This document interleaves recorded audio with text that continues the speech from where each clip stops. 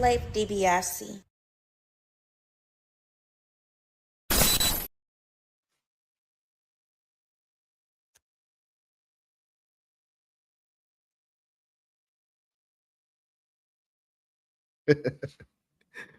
All right, y'all. Good morning, good afternoon, good evening, and good night, depending on whenever you digest this content. This is another live episode of the Offenders Initiative podcast. Let me get this right there. There we go. All my stoneheads and my true offenders, thank y'all for pulling up to another classic sesh, man. You know what I'm saying? Y'all know what it is, man. It's Monday.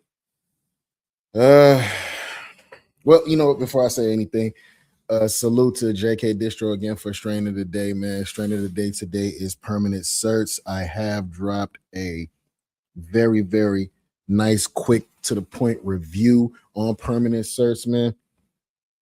Definitely go and check that out here at We the People TV. But I say all that to say this. There's nothing for me to do on Sundays anymore. There's nothing for me to do on Sundays anymore. Literally, the league of fans that are all in tow to gather every Sunday to watch a villainous, flesh-eating, kid-murdering clown just do his thing, and we just all there for it on some Stephen King shit. I have nothing to do on Sunday now. Y'all read the caption, man. Y'all read the caption if y'all done pulled up. Welcome to Derry, episode 8, finale reaction. We're going to react to that, man. Like, hold on. First of all, did it live up to the hype? Yes, it did. Tell me y'all watched it.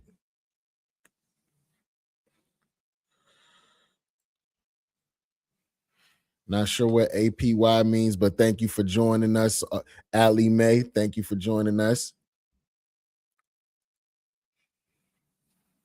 Yeah, tell me that it did not live up to the hype, because it did. They did not write down at all this season. They wrote all the way up. Salute to Annie Muschietti and all the directing that he did within this entire series. I totally forgive him for what happened with The Flash, man. I totally forgive him for that. I'm not mad no more. I'm waiting for season 2. You know what I'm saying? We fiending for season 2, man. I'm telling y'all. Get your lighters, get your blunts. Let's go ahead and check out from Think Story. Y'all know we've been rocking with them since they've been rocking with them. And let's get this reaction underway, man. Comment, like, and subscribe, and share, and tell me in the comments if you've been keeping up with it. Welcome to Derry season 1. What's your strain of the day? And what was your favorite part of the entire episode of the season finale? It's a shocker, y'all.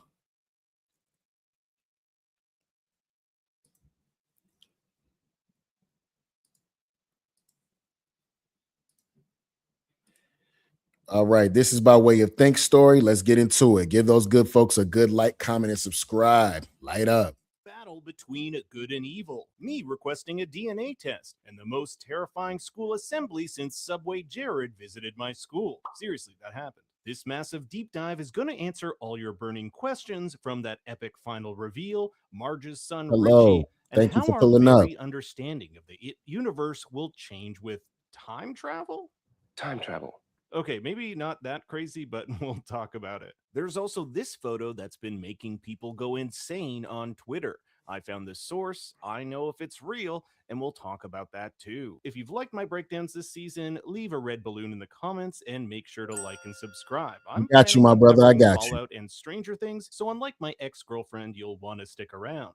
The name of this episode, Winter Fire, was penned by Derry's favorite poet, Ben Hanscom, from It Chapter 1. Winter Fire being a nod to his crush of Beverly Marsh's hair. With the Okay.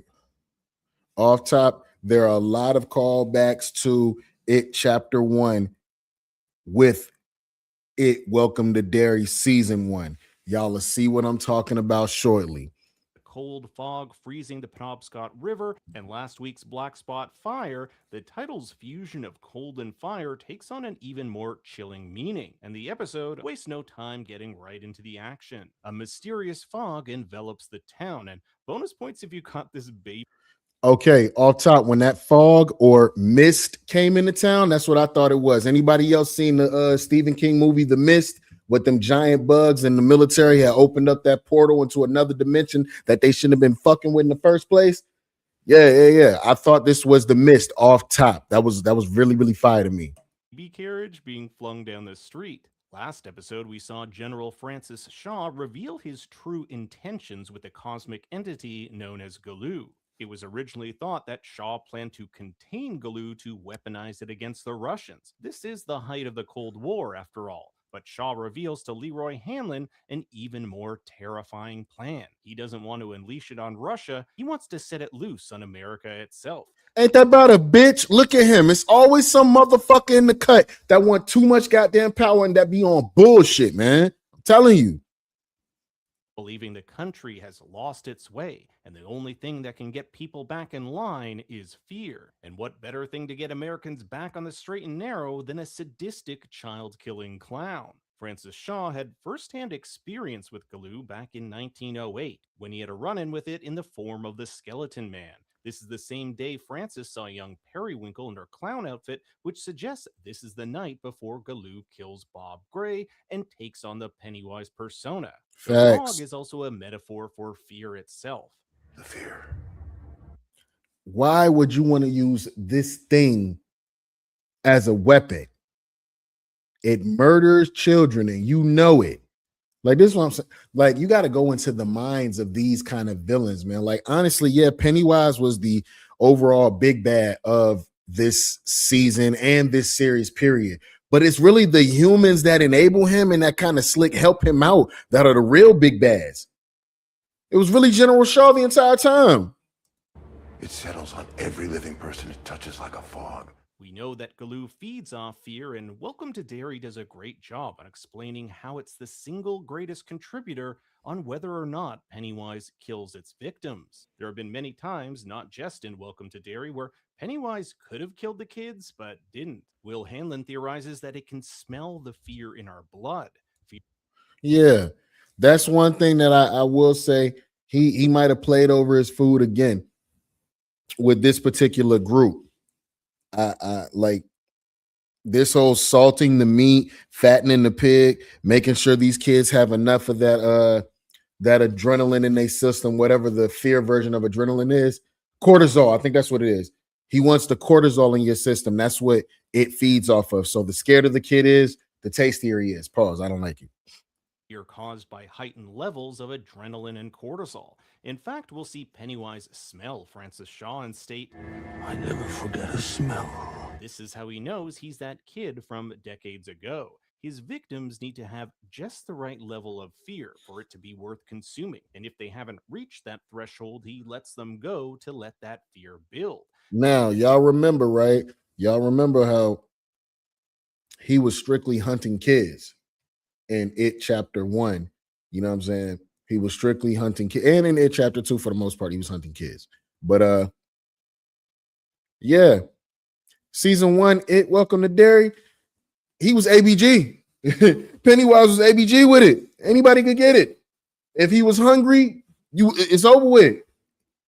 Think of it like fishing. We love fishing on this show. If you catch something and it's too small, you let it go until it's bigger. It hasn't been long since the tragedy of the black spot, an event the indigenous refer to as an augury. These occur once every 27 years in line with... And see, that's the thing. The Native American people, they some hoes too, because y'all know this thing come around once every 27 years and murder a bunch of kids and people and cause all sorts of chaos and turmoil within that town. And instead of finding this thing and killing it, y'all just want to keep it at bay. And then don't tell nobody about it. Bullshit.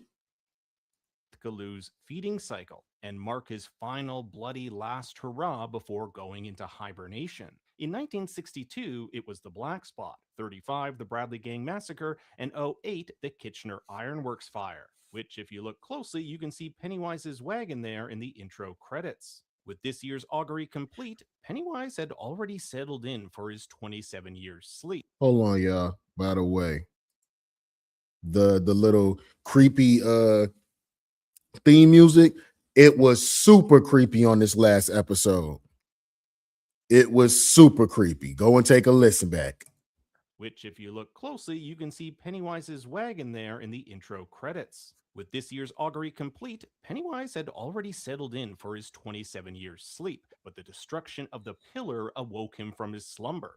This pillar is one of 13 fragments taken from the comet which imprisoned Galoo. This comet crash landed in Derry millennia ago, where the entity fed off the creatures of the land. However, animals weren't enough to strengthen Galoo, which would allow him. Nah, hold up. We gotta go back right there. Just shout out to Andy Muschietti, man. I'm not mad at you no more, brother. Animals weren't enough to strengthen. Yeah, I'm not mad at him no more, man. Like, we'll just act like the Flash never happened. You know what I'm saying? We'll just act like the Flash never happened. Galoo, which would allow him to expand beyond its borders. He needs that sweet, sweet human fear. When the indigenous arrived, they quickly learned how this thing operates. Rather than fight it, they would starve it with the one thing it so desires, fear, opting to stay out of its territory so it could never grow. This all It's bullshit. Find this thing and kill it, man. That's what you do. It's gonna hunt your children's children. And if you know anything about the Stephen King universe, man, it's so supernatural. Like, she can just, nothing ever really dies. You can see certain characters that have been supposedly dead show up again. changed, however, with the arrival of the settlers. White people, right? With a constant supply of fresh bodies, Galoo's power grew, so in an effort to contain it, they buried 13 of these pillars, essentially imprisoning the entity within the confines of Derry. General Shaw knows of this legend from Rose, who he befriended as a child. When he moved away from Derry, he forgot all about it, as the longer you spend outside Derry, the less you remember. It was only when he was given an experimental drug from the Department of Defense that these memories flooded back. See. And that just makes me scared of all the shit that they used to make us, the little mandatory shots they used to make us take back when the Iraq war was out. I might be a whole mutant right now and don't even know. Heightened further upon returning to town. His mission is to track these pillars and destroy them, allowing the entity to feed on the fear of America. In episode 7, he basically states this is a necessary evil to keep the nation together. Aiding in this effort is Dick Halloran. Yes, the same Dick Halloran from The Shining. He has Nah, hold on. First of all, let's get back here. destroy them, allowing the entity to feed on the fear of America. Destroy the pillars that was keeping it within its bounds to feed on the fear of America, as if this thing, it wants to sign some sort of treaty with America. Just tell me where that makes sense. Like, y'all gonna get in the office and have them sign a little piece of paper, say, all right, man, you can eat these people, but not these people. Oh, okay. I guess I'll do that. Nah, nigga, that ain't how that shit gonna go.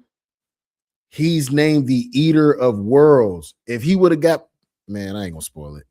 If he would have got any further, it would have got bad. That's all I know. In episode 7, he basically This country is fracturing.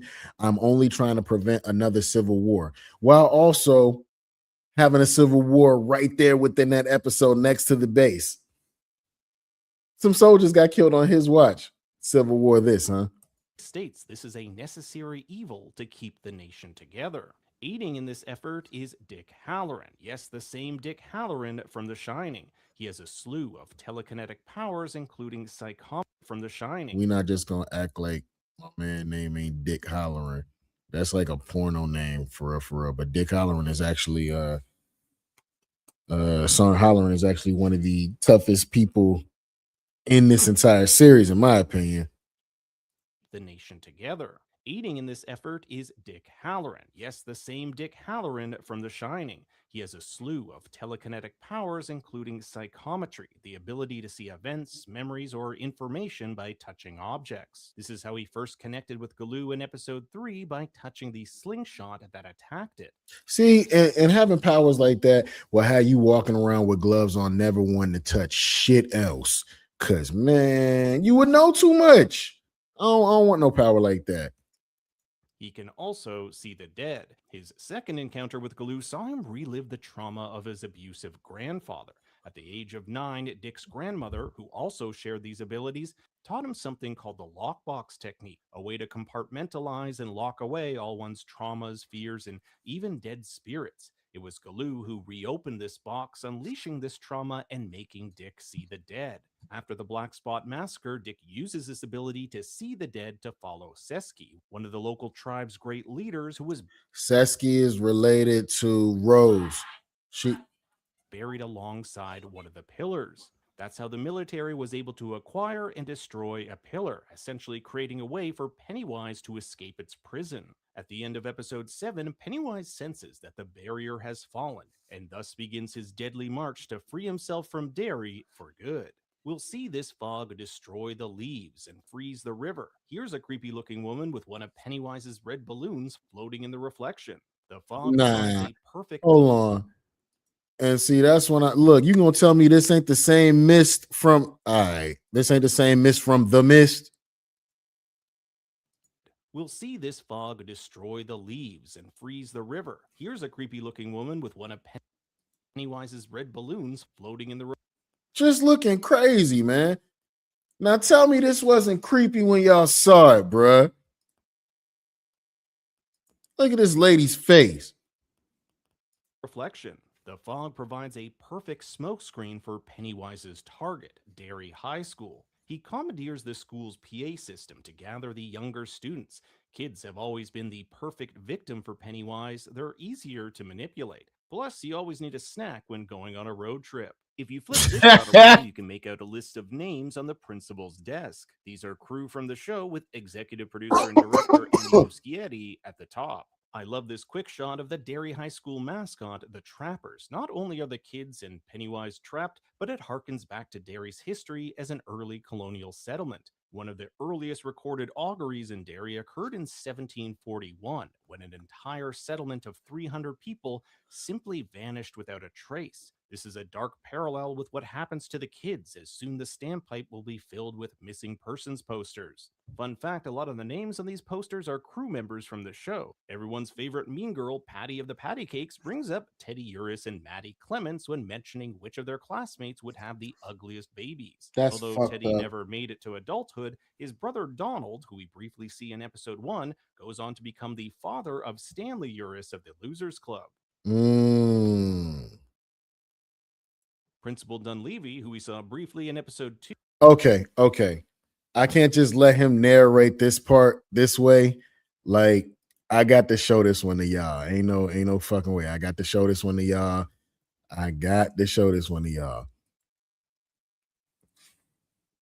This one is just a little crazy. And this was like the first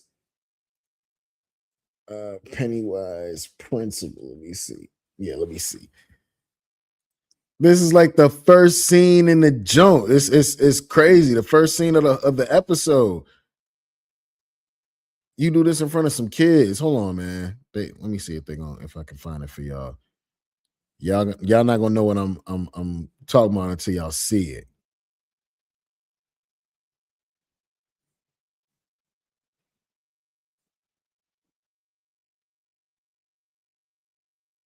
Yeah, I think we can do this.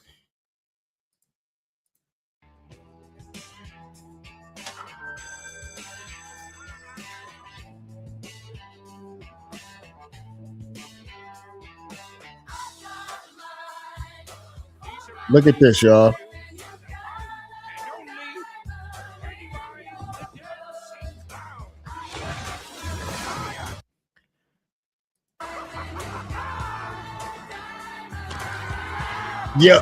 Yo. Nah, that ain't good enough. That ain't good enough. Nah, that wasn't it, y'all.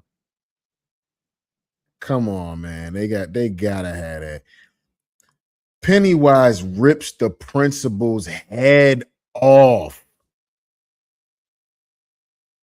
pokes him in the eyes, rips his head off, and soccer kicks that bitch. Nah, y'all got to see this. Y'all got to see this. Hold on. Are they going? Pennywise the dancing clown. Kiddos.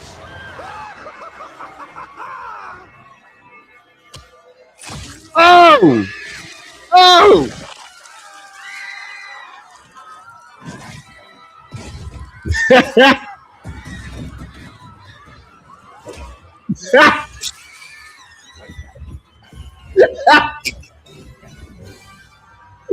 Hell no! Oh shit! When I close my eyes and I dream of you, I see your pretty faces and I taste them too. But my, how I wish to cry every time we say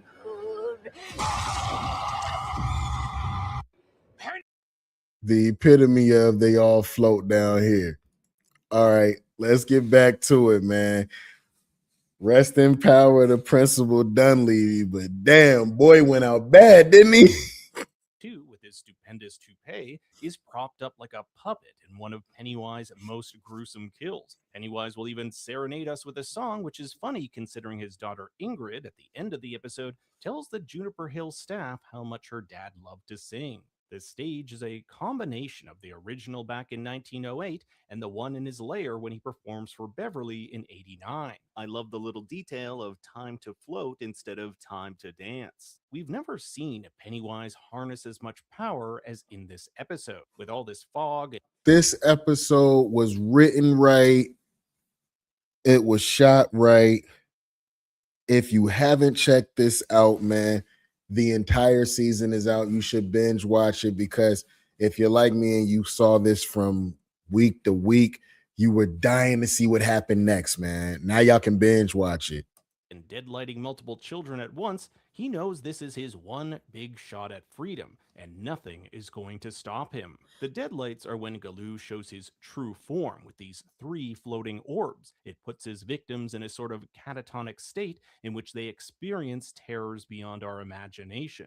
Or reruns of the Big Bang Theory. Bazinga. Lily, Ronnie, and Marge have been on their own journeys this season. Lily getting over the death of her father, Ronnie trying to keep her father out of jail, and Marge finding who she is and who her friends are. She spent most of this season trying to fit in with the popular kids, even throwing her own friends under the bus to do so. It's no wonder then that her Trash. Margie would have never been hanging out with me after she tried to diss me for them patty cake chicks, man. Yeah, when clowns start taking a bite out of crime on kids around there, now you realize who your real friends are, huh? final speech at Rich's funeral is all about what makes a true friend. This March of Death is one of my favorite shots of the episode, as this scene is heavily influenced by the story of the Pied Piper. Facts. Hold on. Y'all got to go back and look Kid at that. Death is one of my favorite.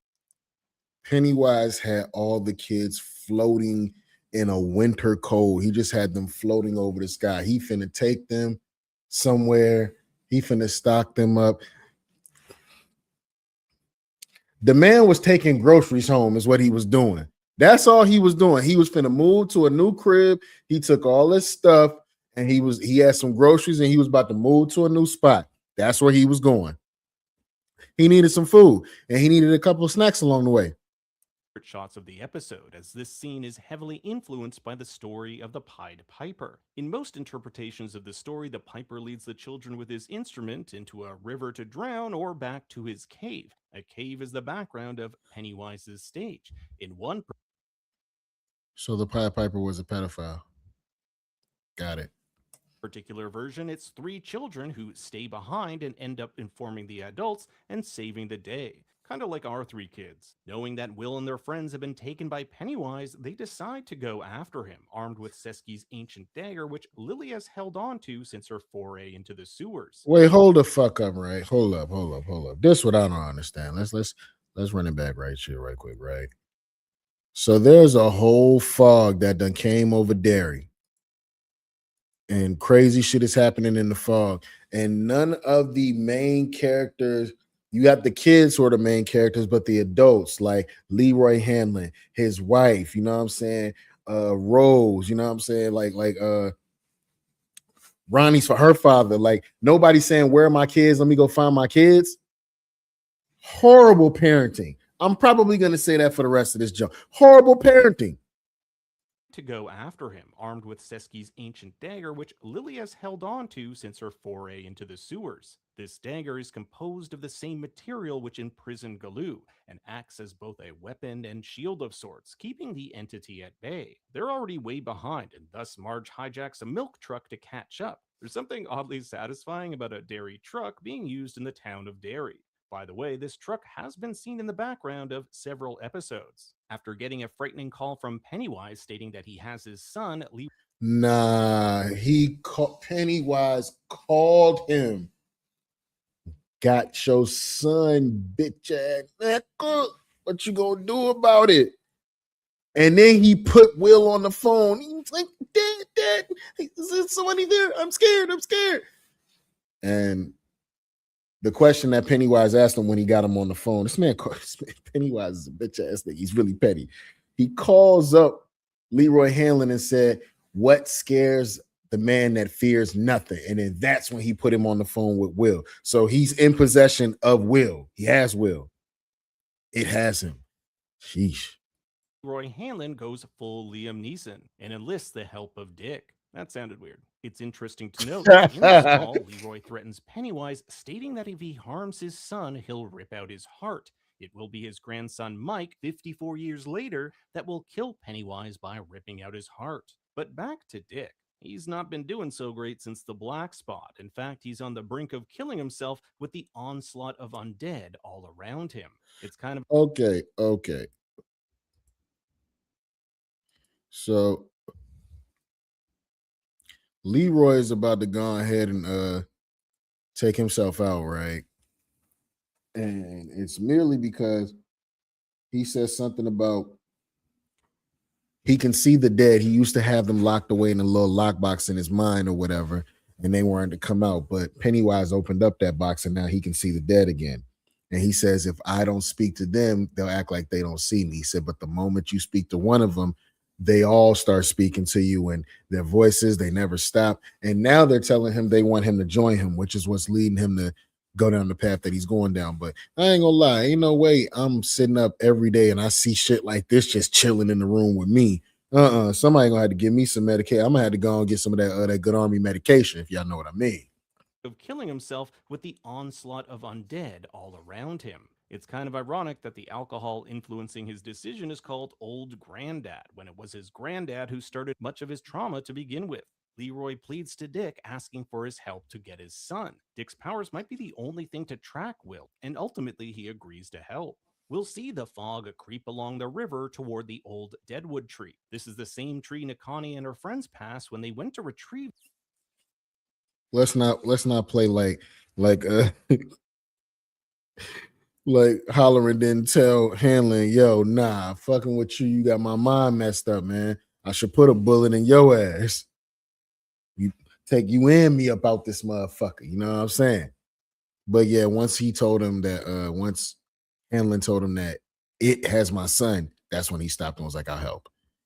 The pillars hundreds of years ago. Rose says it stood there long before her ancestors, and that it's the furthest point that the dagger's energy can still connect with the other pillars to restore the cage. Once Pennywise reaches beyond that tree, it's game over. In this map, we'll see how the pillars form these concentric circles to form one big ring surrounding Derry. She says the earth acts as a conductor, linking the energies of these pillars to form this barrier, and it only takes one of them to be destroyed in order for it to fail. Kind of like if you had a prison cell, but one of the bars was removed so you could get out. The plan to stop Galoo involves getting that dagger to the deadwood tree before Pennywise can pass. The dagger would act like one of those. Bruh, this scene right here,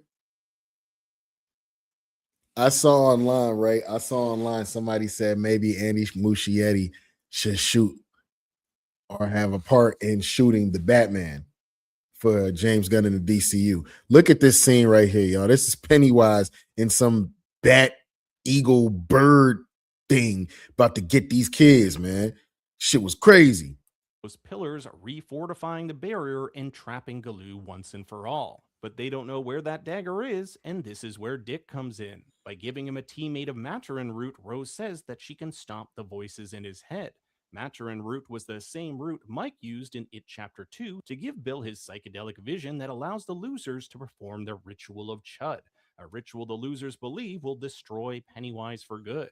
In the Stephen King universe, Maturin is one of the most powerful and ancient entities, serving as a force of benevolence and order. We still haven't seen Maturin yet. Maybe we might see him in either season 2 or season 3 of this. Maybe. Sort of counter to Galoo. He's often represented as a turtle. There have been little nods to Maturin throughout the series, from Lily's turtle bracelet, Bert the turtle, and even the Turtle Carnival game back in 1908. By drinking the tea, it connects Dick to the Macroverse, the realm where Galoo hails. But as Rose states, not all things there are evil, hinting at Maturin. Marge's future as a milkmaid gets off to a rocky start when she crashes the truck. We'll see the she crashed the truck because crazy girl here, Bainbridge, told her, pothole. She's like, pothole. Oh shit, man. First of all, why were you going that fast? Company, Fremlin Derry, named after David Fremlin, one of the set designers on the show. Lily does her best Bilbo Baggins here, hoarding the dagger for herself. This is the same. Nah, bro, she was tripping. Nah, take a look. She was tripping. She was like, no, you guys think I'm crazy. You all think I'm crazy. You're just using me. You're not my real friends. Yeah. Man, that dagger had her tripping.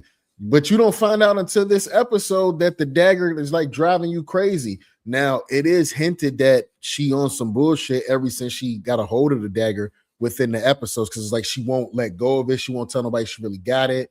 Like, and if anybody else tries to touch it, she on some bullshit with them. So for herself. This is the same thing she did a few episodes ago, not letting any of the others touch it.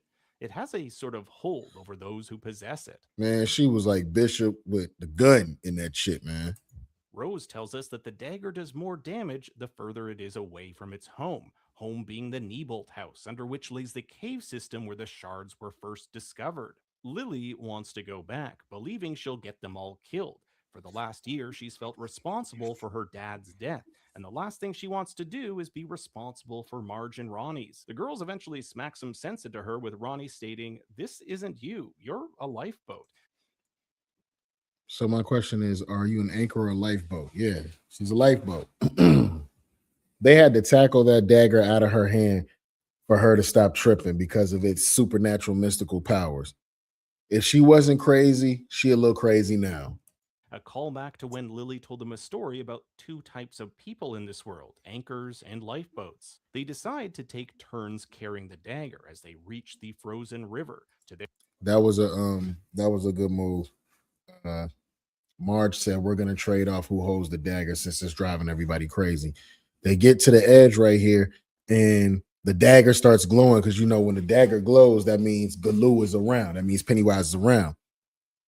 So you see this little crazy little trail of kids just floating behind that crazy ass wagon, and they like, it's Will over there.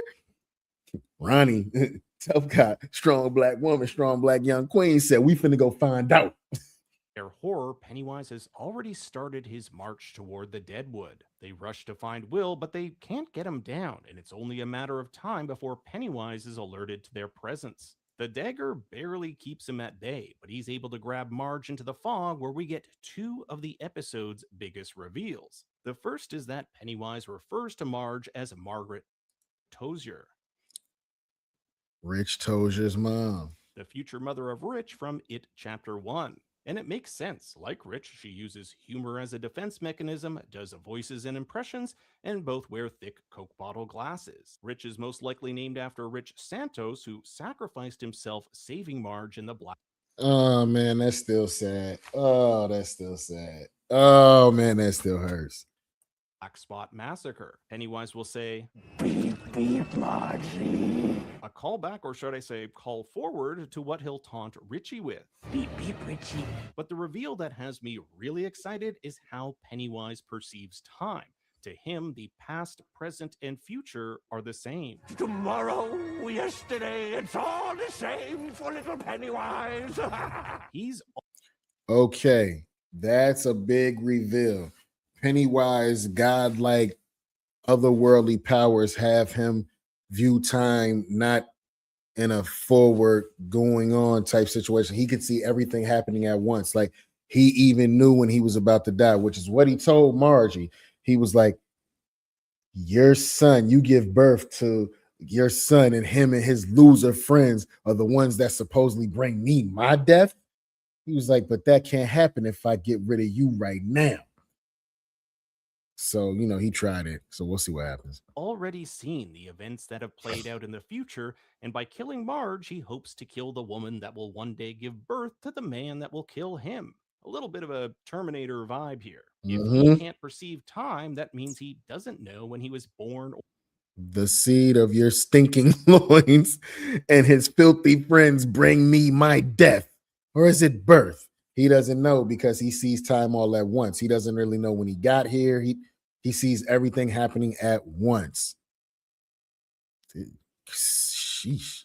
Or died. To him, it's the same, and this concept has huge implications for the story to come. For one, it means Pennywise isn't a god at all, rather a prisoner to a closed time loop. He lands, feeds, sleeps, dies, and is born again over and over again. Second, it means the Losers Club victory was both inevitable and therefore meaningless. They were always going to win because it was destined. In Stephen King's Dark Tower series, there's a concept called Ka is a wheel. It means existence is cyclical. Things happen, they fade, and they happen again. This concept explains why some people, like Dick Halloran, have the shine. That sounds like the multiversal war in the MCU, don't it? Keeps happening in a time loop. If time is a wheel where things have happened over and over again, then on some subconscious level, you have lived this very moment before. It's how Dick can see things that have or will happen because they have happened. It makes sense that Pennywise personifies himself as a clown because his whole existence is a cosmic joke. The losers think they are changing the future by fighting it, but Pennywise knows they're just acting out a script that the wheel has already written. Think of Pennywise sitting at the hub of this wheel. He doesn't move as the universe spins around him. Humans, however, are strapped to the rim of the wheel, spinning wildly. So the Ka is the wheel concept goes hand in hand with something called Ka-tet, or a group of people bound together by fate to achieve a specific goal. Okay, so these different groups that emerge, that come against as good versus evil, they're always destined to do that.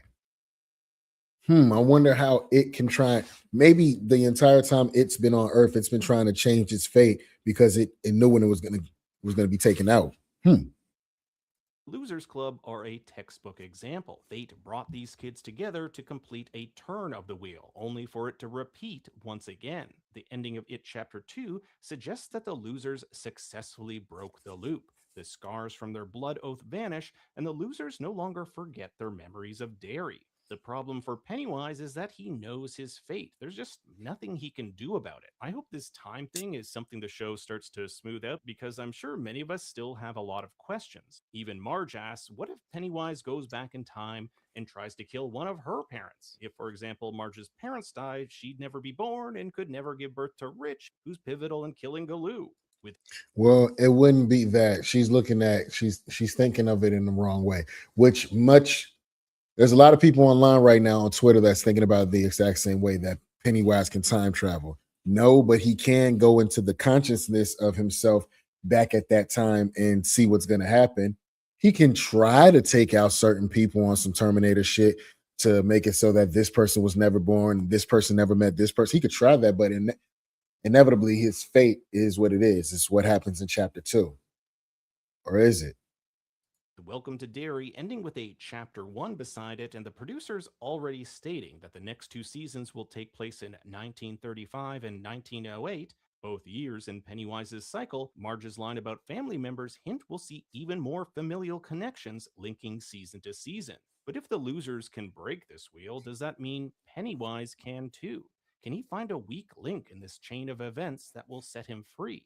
That's what I really want to know. Marge is nearly killed by Pennywise when he suddenly freezes. Dick has successfully tapped into his mind, tricking him into thinking he's back in 1908. It's all Man, that shit was cold blooded, man.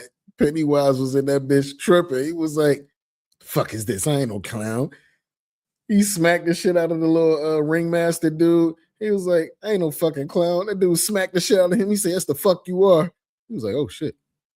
an illusion to buy them time to get that dagger to the tree. In this vision, Bob was found out in a ditch and not eaten by a pack of wolves, as theorized by the carnival barker last episode. And I gotta say, it was pretty hilarious when Pennywise announces he's a god and is instantly bitch slapped. This news, however, does not last long. While the brief reprieve allows the school kids to snap out of their trance, Leroy and Taniel grab the dagger when they're shot by the military. Taniel ends up succumbing to his wound, and this is Bruh, they were running. The military clipped at them, shot Tanya in the neck, clipped Leroy Hanlon in the leg, dropped both of them. now the second time Leroy's had to hold someone dying in his arms. So Leroy's like, I can't do this. How about I let my kid go? Prompting Will, Lily, Ronnie, and Marge to use the cover of the fog to bury the dagger for good. Nah, hold I on. do want to stay in his arms. So Leroy's like, I can't do this. How about I let my Horrible parenting again. What do y'all mean? I can't do this. How about I let my kid go? Be between the entire world and a flesh-eating, fear-mongering damn monster. kid go? Prompting Will, Lily, Ronnie, and Marge to use the cover of the fog to bury the dagger for good. I do want to say I love this completion of Leroy's character arc. For the entire season, he's felt distant from his son.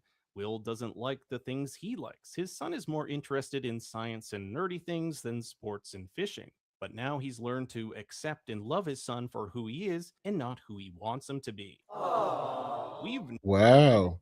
never seen the dagger glow as much as it does in this episode's epic climax. Sean will see the frozen Pennywise right before Pennywise clues into the fact that Dick's gotten into his mind, making for Right here, I knew right here, I said, I'm so glad this bitch here is finna die, because the fact that you want to unleash something like this on the rest of the world, what kind of person are you? I said, oh, he finna die right now, and that's gonna be good for his fucking ass. a really unfortunate reunion. Pennywise remembered how Shaw smelled and briefly turns into the skeleton man form before taking a bite out of the general. Meanwhile, Leroy and the gang get the upper hand on the soldiers and start taking pot shots at the clown. This is all Nah. When they got into it, right? You seen Rose come up and grab Tanya, and she's like, "Oh no, Tanya's there." You know, of course, she did the when my man, when the dude that's under the general, when the general's right hand went ahead and said, "Yo," he said, "Go after them kids." Man, everybody locked in. All the parents locked in. Everybody had that look like we sliding. What you mean? They got up, grabbed everybody's guns, they swinging, everybody fighting, they disarmed the soldiers, and yeah, it goes down. his head out like a jack-in-the-box after getting it blown off. Kind of like the jack-in-the-box which Beverly saw in his lair. Meanwhile, Leroy and the gang get the upper hand on the soldiers and start taking pot shots at the clown. This is all in an attempt to slow him down. He'll pop his head out like a jack-in-the-box after getting it blown off. Kind of like the jack-in-the-box which Beverly saw in his lair. But his final form is that of this gruesome bat-like flying creature. Man, you see this shit? Line up with the crow creature with balloons. It didn't hover, he said. It floated. It floated. There were a bunch of balloons tied to each wings, and it floated. Will Hanlon, Derry the second interlude. Balloons attached to its wings that Will is said to have seen after the Black Spot massacre in the book. However, Mike's first encounter with Pennywise in the novel describes him as a Rodan kaiju type creature. And not to be that guy, but why didn't Pennywise immediately get into this form and fly out of Derry once the barrier was down? Dude was mad hungry for some kids. Facts. Leroy is hit by the deadlights, and it looks as though Pennywise will actually Okay, so I thought that Leroy, like nothing could happen to Leroy because he didn't fear nothing. So like the deadlights didn't do shit. I thought he was gonna be all right from that. Um, I was wrong. get into this form and fly out of Derry once the barrier was down. Dude was mad hungry for some kids. Leroy I thought like he has that whole thing where he can't fear anything. I didn't think the deadlights would do anything. Shit. is hit by the deadlights, and it looks as though Pennywise will actually make it out. That is until Dick sees two figures among the fog. Sesky and my man, the knight himself, Rich. Oh, he's riding by, he's walking by to help his friends because the wind is and the ice is so crazy. The kids are trying to push their way towards the the large stump to close off the gate. The dagger is holding itself back. It doesn't want to move. My man Rich's spirit then came back. He walking past Pennywise. He shot him the middle finger, bow, and went to help his friends. Fire. He gives Pennywise the finger and joins his friends, giving them the last bit of strength to place the dagger. Immediately, it casts a beam of light connecting with the other pillars and reestablishing the barrier. Pennywise disintegrates, his face melting into previous forms, like Lily's Pickle Daddy and the baby bat creature from episode 1. We'll see Galoo's orbs flee back to the safety of the sewers, not to reappear until 1988 when Pennywise snatches Georgie. Oh, hold on. Wait a minute. So y'all are telling me Georgie was Pennywise's first victim when he came back out in that next cycle? Wow, that's crazy. When Pennywise snatches Georgie, Derry's been saved for now. Rich's funeral has a touching eulogy by Marge in which she talks about the meaning of friendship. It's hard to believe they only knew each other for a month. I like the little touch of her adding drumsticks on the casket. Rich is there with them in spirit, even if Dick is the only one who can see him. He tells Rich's parents, Mr. and Mrs. Santos, the hand they feel on their shoulders is their boy. And when they Man, that was touching right there. Cause you could see Rich standing behind them and he has his spirit has his hand on his parents' shoulders, both of them. And it's like the dad could feel it. He could feel it. He sits down and he says, that hand you feel on your shoulder, he said, that's your boy. He's always going to be with you. ask who he is, he cryptically replies, I'm still working on that. Dick has really opened himself up to others this season. For the most part, he's been a pretty to himself kind of guy. I guess it's hard to make friends when you can reach into someone's mind. But this experience has changed him. He'll even ask Leroy to keep him up to date on what's happening with Will and Charlotte. The last we see Dick, he tells Leroy he's off to London where his buddies got him a job as a cook at a hotel. No doubt setting him up to eventually work at the Overlook some years later. Yeah. So if you're just now tuning in, basically all the Stephen King movies, books, everything you've ever read or seen from Stephen King, it's all in the same universe. This might also be a nod to the fact that Scatman Crothers, the actor who played Dick Halloran in The Shining, shot most of his scenes in a studio in London. In the It novel, Dick was a cook in the military. Dick might even show up in future seasons, even though they take place in 1935 and 1908. Shining is a psychic ability that connects the mind to the macroverse, and the macroverse is a place where time does not exist. Theoretically, two people from different eras could meet in this macro universe and communicate, but the lore makes it clear a direct conversation across time would likely snap the user's minds, as our human brains couldn't handle it. There's an Only thing I could think of is I'm not sure if Halloran is from Derry, but we could see a young Halloran and his grandmother in the next season. And then in the season, in the very last season, it'll be his grandmother who knows of, yeah, all of this is going to link back. All of these people are in the same lineage and they all line up, leading to the people that eventually are responsible for birthing the Losers Club, the ones who take out the entity known as It. So he's been trying ever since he got here to take out everybody in that lineage on some Terminator shit. All right, that's fire.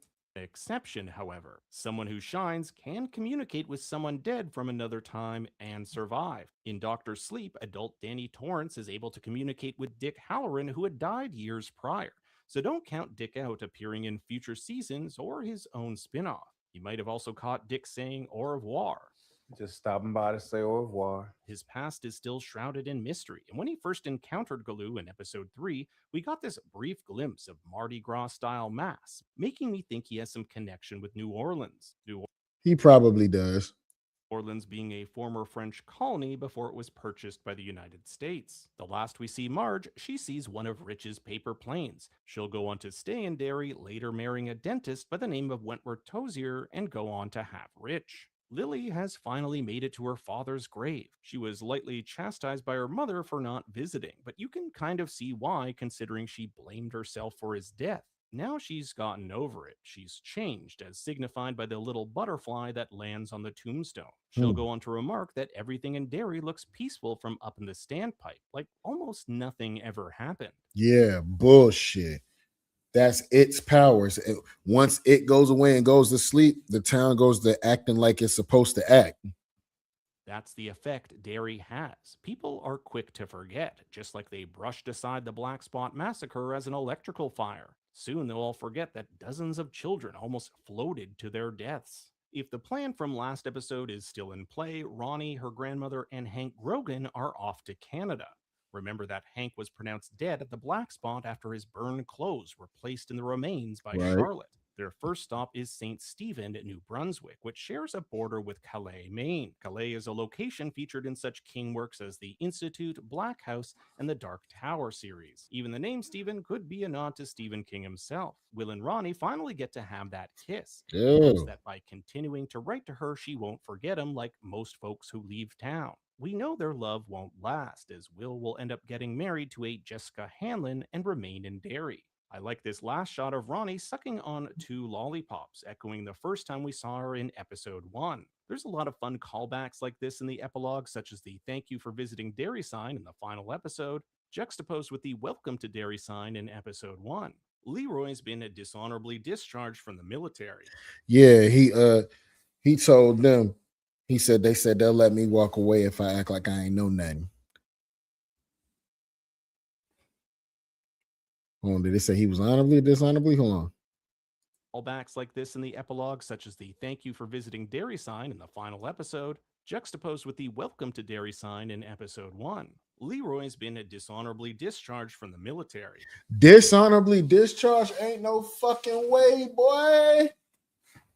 After everything that I seen, y'all dishonorably discharge me?